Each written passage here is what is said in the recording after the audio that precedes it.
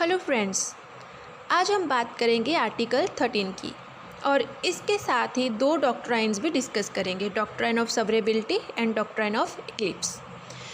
Article 13 को हम दो पार्ट्स में डिवाइड करके पढ़ेंगे, pre independence and post independence. और इसमें हम थोड़ा मैग्ना कार्टा के बारे में भी डिस्कस करेंगे, क्योंकि जो आर्टिकल 13 है ये part 3 of the Indian constitution में आता है, जो हमें फंडामेंटल राइट्स के बारे में बताता है यहाँ पे।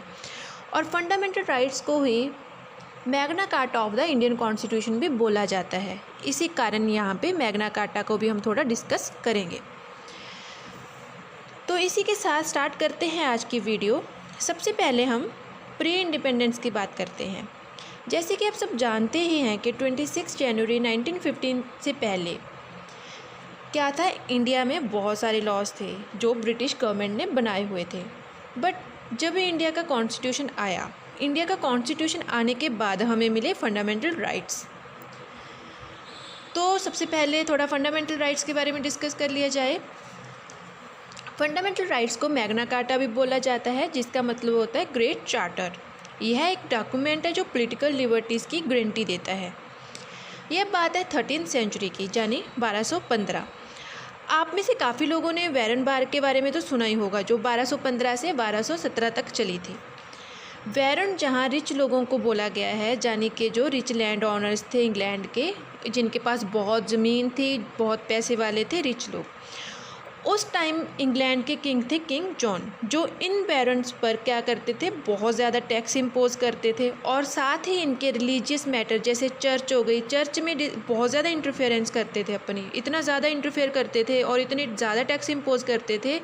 इन सब चीज़ों से तंग आकर बैरन्स ने क्या किया कि इनके अगेंस्ट प्रोटेस्ट करना स्टार्ट कर दिया। तो इस प्रोटेस्ट को शांत करने के लिए किंग जॉन लेके आए मैग्ना कार्टा।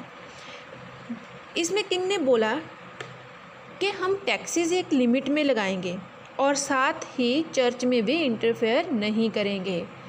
मतलब मैग्ना कार्टा सबसे पहले जून 1215 में इशू किया गया और यह फर्स्ट डॉक्यूमेंट था जिसमें लिखा गया कि किंग और इसकी गवर्नमेंट लॉ से ऊपर नहीं है, मीन्स के लॉ इज़ द सुप्रीम। तो अब हम आर्टिकल 13 देख लेते हैं। आर्टिकल 13 हमें बताता है कि जो लॉज प्री इंडिपेंडेंस के टाइम के हैं, यानी 26 जनवरी 1950 से पहले के हैं, अगर वो हमारे जो फंडामेंटल राइट्स हैं उनके अगेंस्ट हैं या फंडामेंटल राइट्स को वायलेट कर रहे हैं, तो उनको क्या माना जाएगा, वॉइड माना जाएगा। चलिए अब देखते हैं डॉक्ट्राइन ऑफ सब्रेबिलिटी। सब्रेबिलिटी, इसका डॉक्ट्राइन ऑफ सब्रेबिलिटी का मतलब है सेपरेट करना, टू सेपरेट।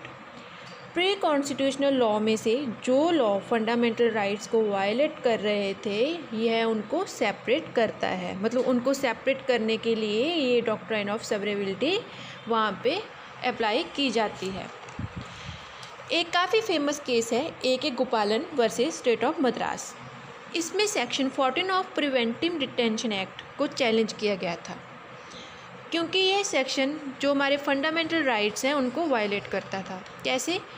यह बताता था कि अगर कोई पर्सन डिटेन कर लिया गया है तो वो अपने ग्राउंड्स ऑफ डिटेंशन कोर्ट में डिस्क्लोज़ नहीं करेगा।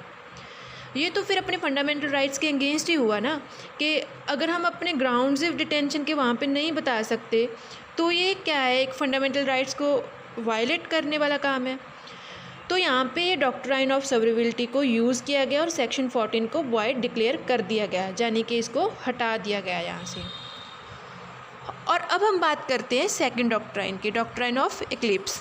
इक्लिप्स का मतलब होता है कि किसी चीज़ को हाइड करना, शैडो करना। बहुत सारे लॉज ऐसे थे जो इंडियन कॉन्स्टिट्यूशन के अकॉर्डिंग वैलिड थे। अगर इंडियन गवर्नमेंट सारे लॉज वाइड डिक्लेयर करके वापस से न्यू लॉ बनाने लगती तो उनको बहुत ज़्यादा टाइम लग जाता, और तब इतना टाइम था भी नहीं पार्लियामेंट के पास कि वो एक एक लॉ को क्या करे, उसकी वैलिडिटी चेक करके वाइड या वैलिड डिक्लेयर करे। तो यहाँ पे डॉक्ट्राइन ऑफ इक्लिप्स का यूज़ किया गया। इसमें बताया गया कि जो लॉज प्री कॉन्स्टिट्यूशनल हैं, यानी ब्रिटिश गवर्नमेंट के हैं, और वो अपने फंडामेंटल राइट्स यानी कि इंडियन फंडामेंटल राइट्स को वायलेट कर रहे हैं, तो उन्हें हम वॉइड डिक्लेयर नहीं करेंगे। जब तक वो लॉ को अमेंडमेंट्स करके सही नहीं कर लिया जाता तब तक वो क्या रहेंगे, अनइन्फोर्सेबल रहेंगे।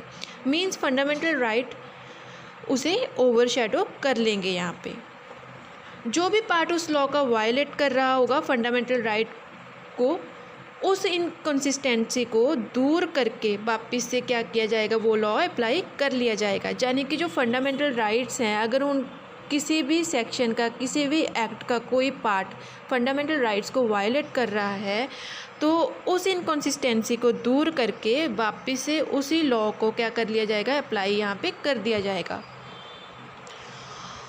और अब हम समझते हैं आर्टिकल 13 क्लॉज 2, जिसमें पोस्ट कॉन्स्टिट्यूशनल लॉ के बारे में बताया गया है। इसमें बताया है कि स्टेट ऐसा लॉ बना ही नहीं सकता जो फंडामेंटल राइट्स को वायलेट करता हो। यानी जो अब प्रेजेंट में अपनी पार्लियामेंट है, यह ऐसा लॉ बना ही नहीं सकती जो अपने फंडामेंटल राइट्स को क्या करता हो, वायलेट करता हो।